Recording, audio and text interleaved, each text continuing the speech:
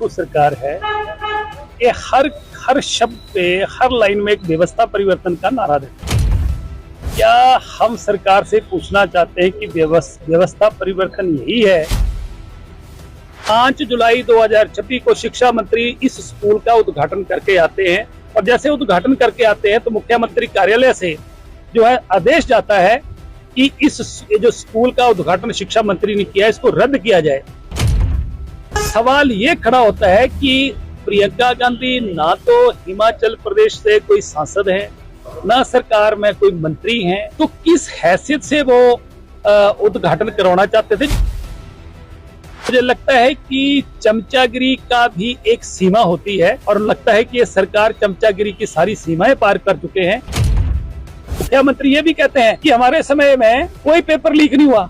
हम मुख्यमंत्री को कहना चाहते हैं कि पेपर तो तब लीक होता जब पेपर ही होते। जिस सरकार के पास कर्मचारियों के एरियर देने के पैसे नहीं है, जिस सरकार के पास बुढ़ापा पेंशन देने के पैसे नहीं है, तो सरकार कहां से सुधरेगी?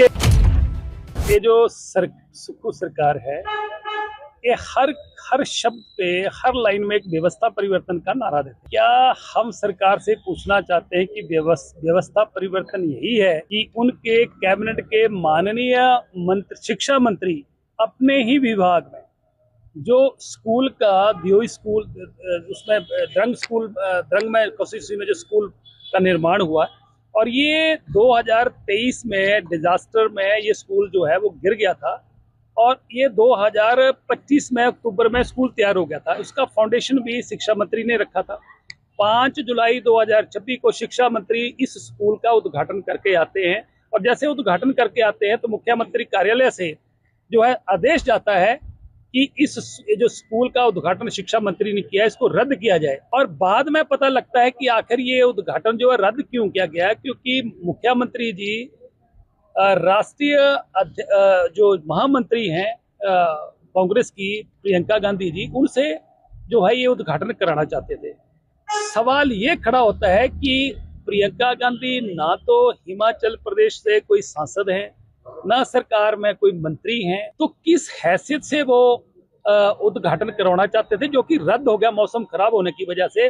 मुझे लगता है कि चमचागिरी का भी एक सीमा होती है और लगता है कि ये सरकार चमचागिरी की सारी सीमाएं पार कर चुके हैं और हिमाचल प्रदेश में आम आदमी में ये हंसी का पात्र बन रहे हैं कि ना वो एमपी है, ना वो कोई मंत्री है, ना किसी सरकारी पद पर है। किस हैसियत से उनसे ये जो उद्घाटन कराने की सुक्खू सरकार जो प्लानिंग कर रही थी।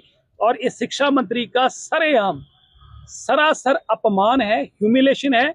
जो बातें हम आज से 2.5 साल पहले सरकार के बारे में कहते थे कि ये चुने हुए लोगों को अपमानित कर रहे हैं, ह्यूमिलेट कर रहे हैं, आज इसी सरकार के मंत्री, विधायक और इनके कार्यकर्ता ह्यूमिलेशन फील कर रहे हैं, डिमोरलाइजेशन फील कर रहे हैं, जिसका जीता जागता उदाहरण ये है कि आईएएस अधिकारी चाहे आईएफएस अधिकारी हैं, ये हिंदुस्तान की एडमिनिस्ट्रेशन की दृष्टि से क्रीम होती है।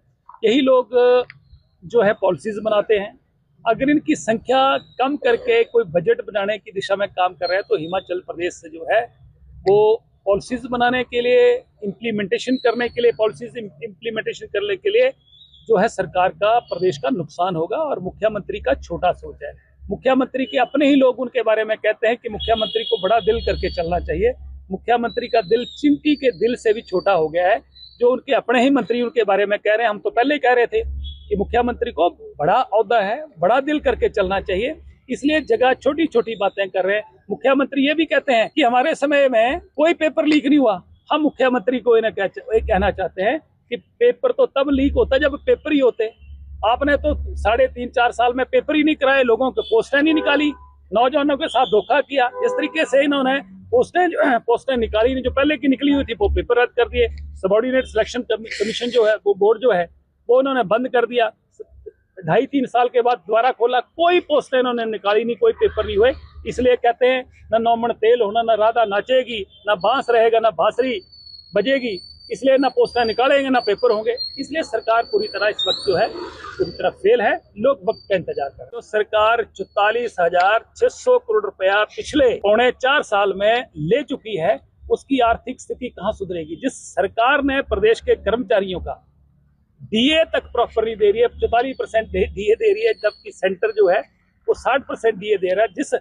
जिस सरकार के पास डीए देने के पास पैसे नहीं है, जिस सरकार के पास कर्मचारियों के एरियर देने के पैसे नहीं है, जिस सरकार के पास बुढ़ापा पेंशन देने के पैसे नहीं है, तो सरकार कहां से सुधरेगी। ये सिर्फ हवा बातें हैं। मुख्यमंत्री झूठ बोलने में, लोगों को गुमराह करने में पूरी तरह एक्सपर्ट है।